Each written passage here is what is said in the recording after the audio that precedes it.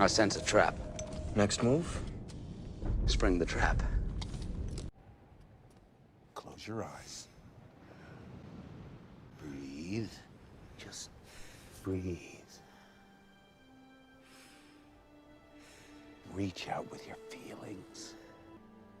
What do you see? We can obviously call this a lot, so I'm going to do that after much contemplation. We take that one down, and the other one, what do you have? You had a queen? Wow. People are playing scared today. Let's play that first. This player bet's 3.5 now. I kind of don't buy it. I'm going to call. Yeah, the 10 on the river is really good for me. Like, he shouldn't be betting hardly at all. He may if he's bluffing, but I feel like there's a hero call in here somewhere. No real reason to 3-bet. We want to see a flop.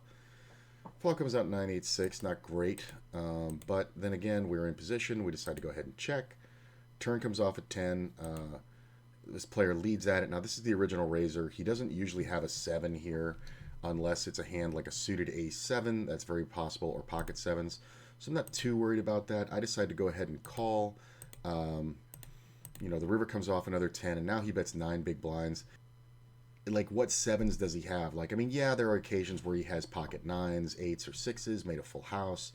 The 10, I guess, is kind of likely, because Jack 10, Ace 10, King 10, all those hands can open here at this stage of the tournament, and especially with his big stack. But the problem is that it doesn't really, to me, it didn't really make sense. It was like he's trying to get away with the safest bluff possible by not c-betting the flop. If he just c-bets the flop, I just fold. But because he checked it, what's more likely in a three-way pot?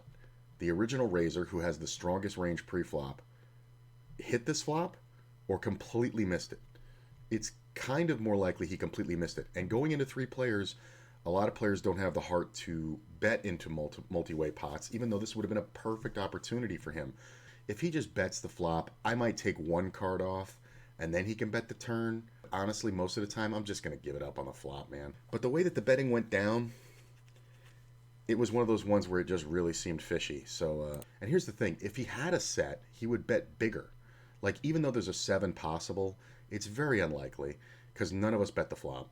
So if he has a set of 6, 8s, 9s, he's going to go ahead and bet bigger. This small bet is usually only a 7. And when he bets the river, it's just like such an obvious bluff. And the bet sizing is still, again, too small. This is a fearful bluff. Like if he had bet, you know, on the turn, let's say he bets, 5.5 or 6 big blinds. There ain't no way I'm calling. It doesn't even matter what I think he has, because I'm too vulnerable. But he didn't have the heart to do that. And then on the river, he should be betting 12.5 blinds, and he bets 9. I mean, these are just that bad bluff size that I use to get called.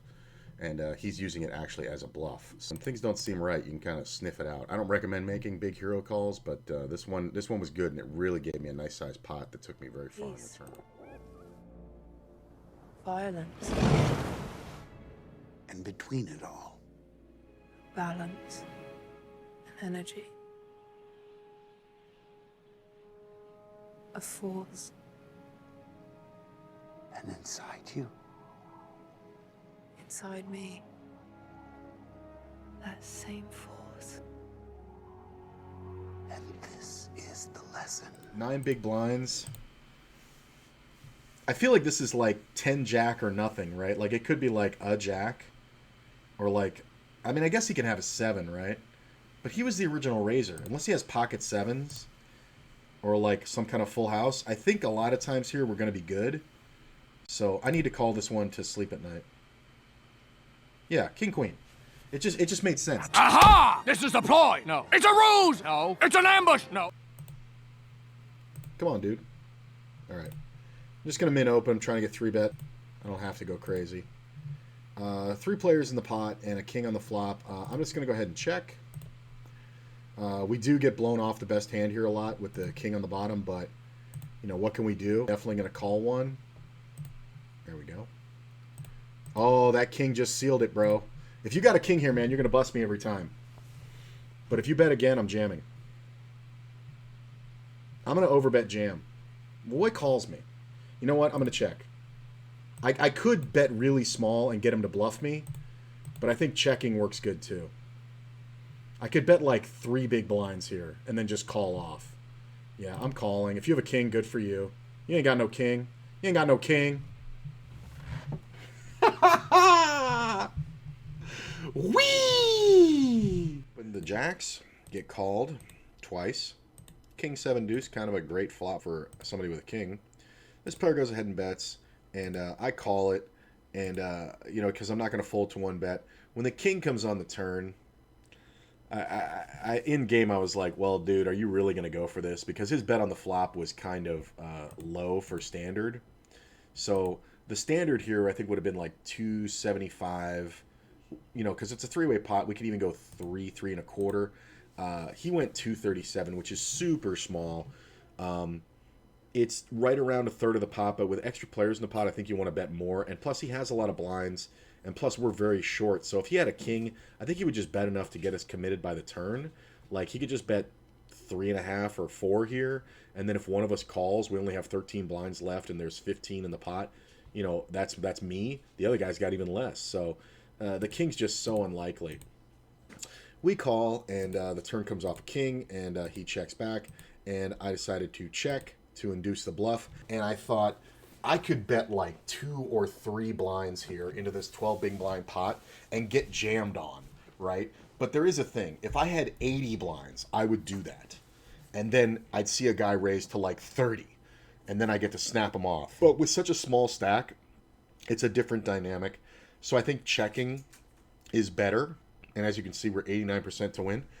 I think checking is better because he bluffs more often, because he does have that big stack, and he was going to put us to the test. He put us all in for all his chips, and I did snap call this in game.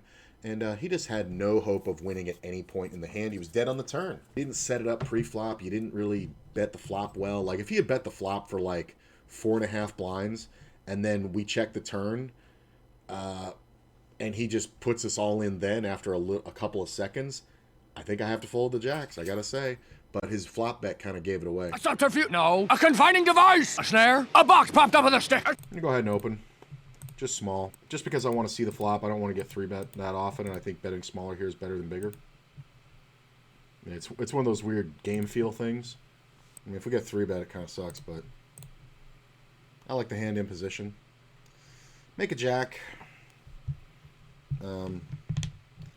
I'm always torn on these because I don't have the greatest kicker. Like, if I had ace jack, I would check this every time. I'm gonna play it like it's good. The quick check back. I think if he bets, we can raise,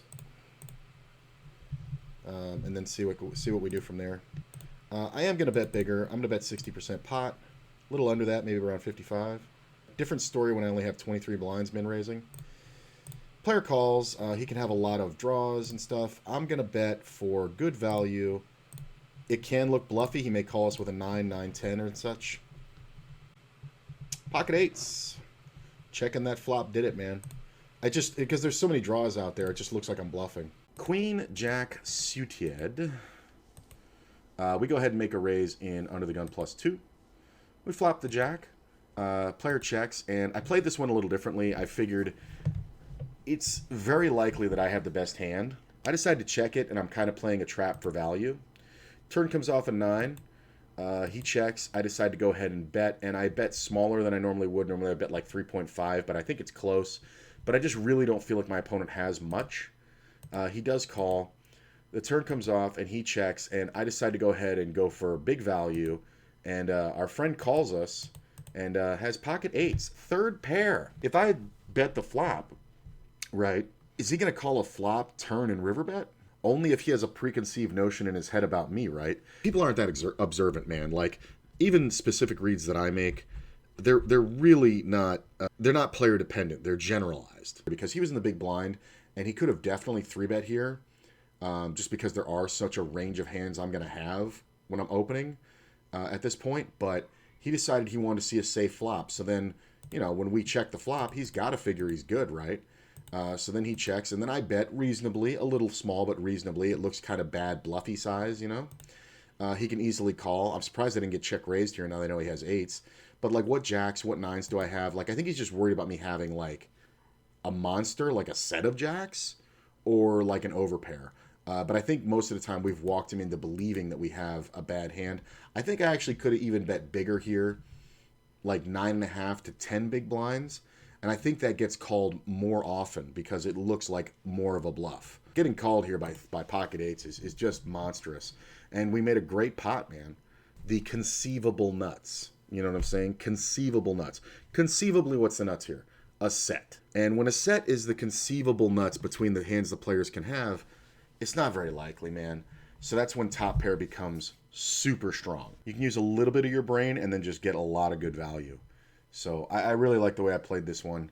And I'm kind of proud of it because I'm integrating that checking the flop top pair more often. Because if you only do it when you have ace jack here, you're going to be doing it far less often. But if I can do it in this exact scenario when I have queen jack, king jack, ace jack, jack 10, now I'm going to get more opportunities to win more bigger pots and more comfortably win them. A trap! It's a trap! Where's my hat? It's a trap! Sorry. Just finally figured it out. On my way back to the office. Couldn't get it out of my head. Gotta go. Or texture matters a lot. Don't bluff at something you can't got. So fun. Oh.